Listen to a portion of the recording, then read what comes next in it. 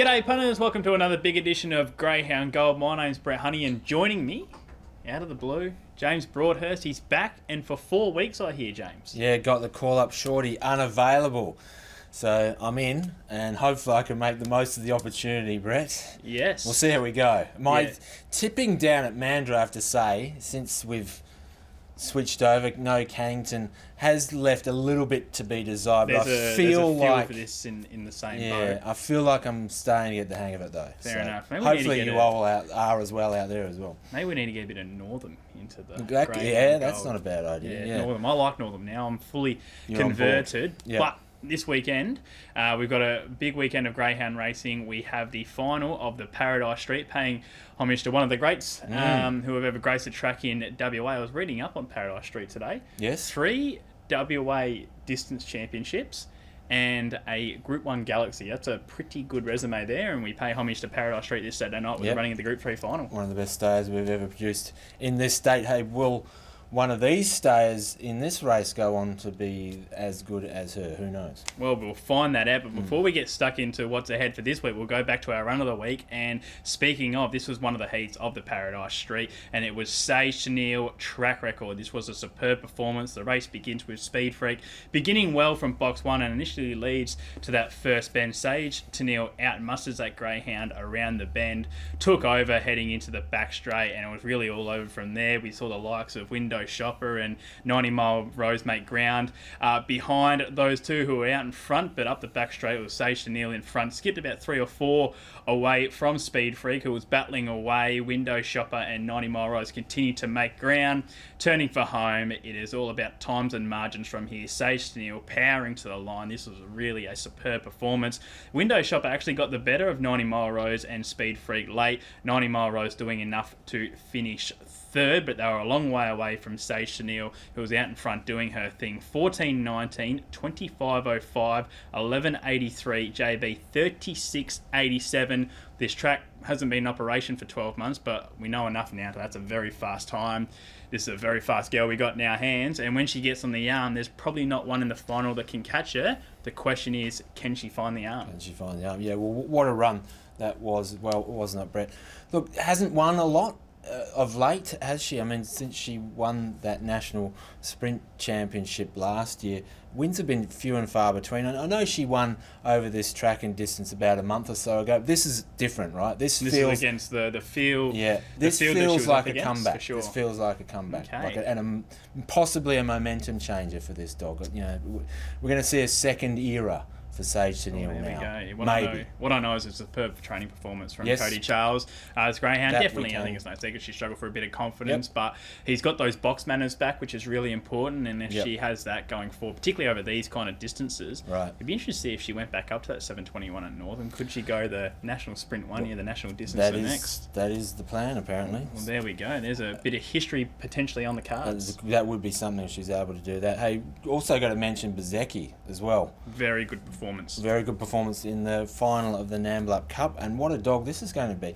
And a potential challenger for Sage Tennille, because I suspect Bezecchi will go up in distance sooner rather than later. Potentially. I quite like Bezecchi in these sprints, because what he does have as a run-on dog in these sprint races, he can go underneath dogs and he can go around dogs. So many times we see these stronger dogs, they sort of only got one way of going about their business. Well, in the heat, he went right around the field, and then he did it the tradesman's way in the final of Nambup Cup. And I know that was a provincial series, but I mean, Disco Daisy's no slouch, and we'll be hearing more about that greyhound. We certainly will. We will be. And but Bezecchi, certainly very exciting, and has got people talking here in Western Australia, which is always good. Now, but this is supposed to be like a quiet period for WA racing, greyhound racing, but there's a lot going on, isn't there? There is. Well, I mean, we're all trying to get our heads around a Saturday night card at Mandurah. There's enough for us to think about, JB, and a Thursday city card at Northam. So there is a fair bit going on.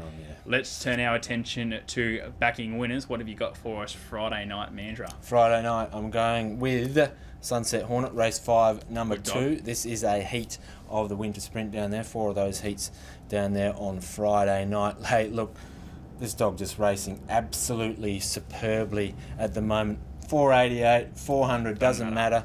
She is going great guns. Look, I think she'll be off and gone early here, off to another victory. One of the big guns for this series, Sunset Hornet. Race 5, number 2, my best bet. And for my value play, heading towards race 3, number 3, Kanya Willow. This dog steps up to the 488 after racing over the 400. What we've seen from him over the 400, I suspect he'll go okay over the 400. Has been finishing off pretty strongly here.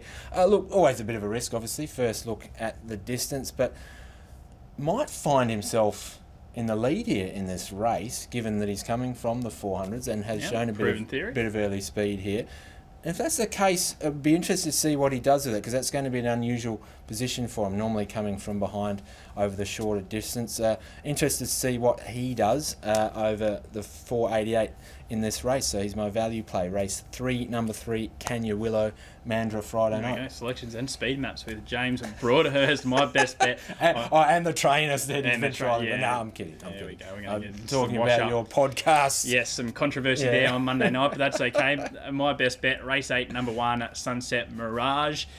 Surprisingly, a decent record from the inside. It's always a greyhound I have preferred up the track, but going back through her his replays, I should say, there have been some really good performances there from inside boxes. So happy to go with him from box 1. No disgrace in getting beaten by Sunset Hornet, the greyhound you just mentioned.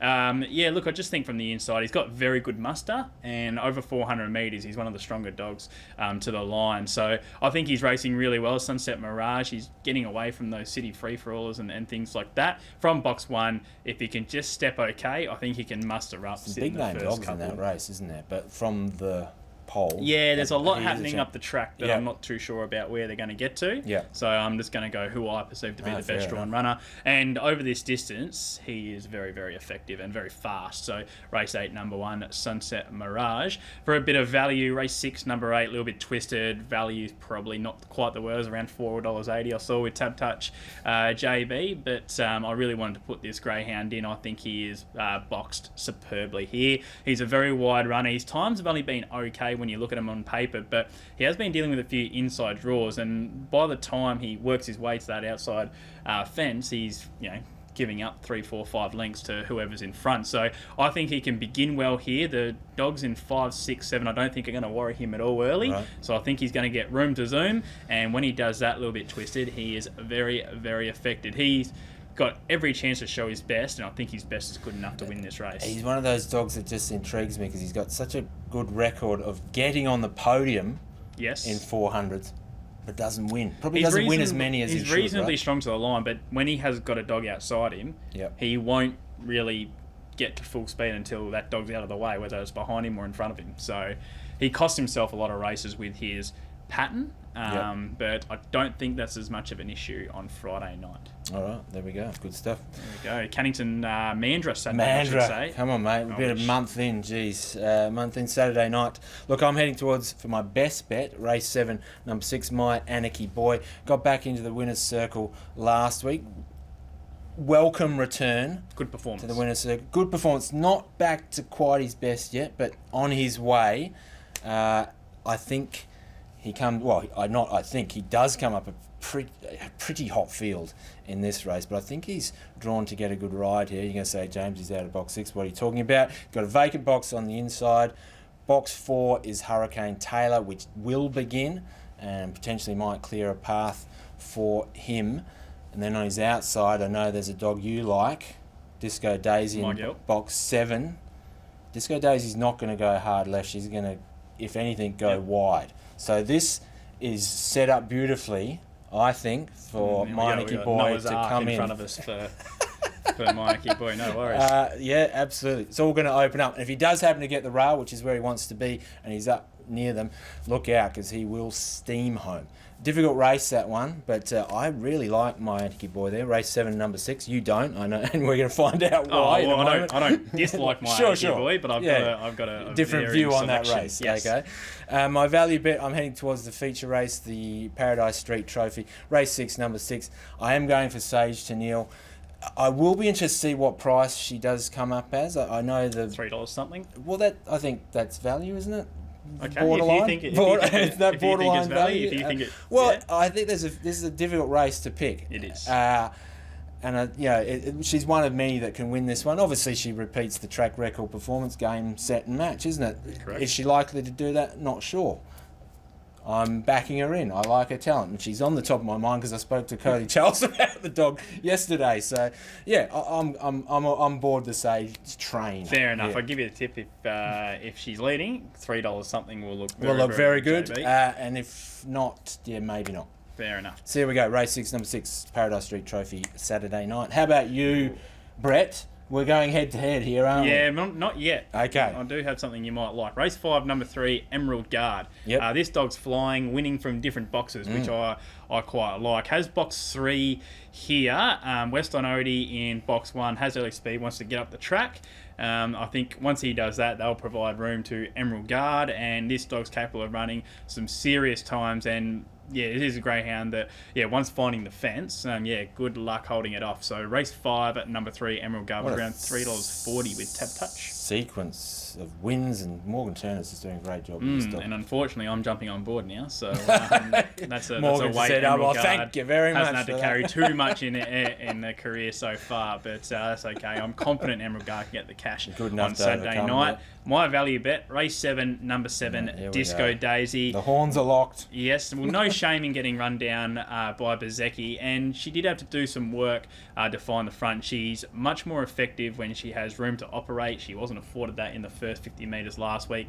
Had to muster up and was probably a sitting duck turning for home. From here, from box 7, I think she finds the front with ease. Not too worried about the dog in 8. I just think she's going to fly down the outside. This is a greyhound that has won a feature race at Cannington, a listed feature race. It's a greyhound that's gone mid 27-20s here at Mandurah, and I just think if she gets in front, unless Meineke Boy does get that saloon passage that you are prophesising, I think that she's going to have enough, and she is a very hard girl to run down. And she's each way. She was around $8.50 and $3.50 to run a hole, to run top 2, no third dividend in this race. But at $8.50, more than happy to have a throw at the stumps, JB. No doubting that Meineke Boy should be favourite and is the hardest to beat. But race 7, number 7, Disco Daisy. Race 5, number 3, Emerald Guard, Mandurah, Saturday night. Good racing coming up, isn't it? Very good, and you also get... we've also got Albion Park on Thursday night. I saw that Flying Frida is flying the flag for the Sandgropers this Thursday night. I'm not too sure if there were some other chases on that particular card, but I did see Flying Frida engaged. So it's been a happy hunting ground, Albion Park, for the Sandgropers. So keeping an eye on that as their Brisbane Cup Carnival warms up, and then of course Northern, there's some really good races there as well on Thursday night. So the action keeps on rolling, JB, and hopefully we've found a few winners for the punters. Hopefully we have, and if not, we'll have to review that and then find some more winners next week when the punters tune in for another big edition of Greyhound Gold.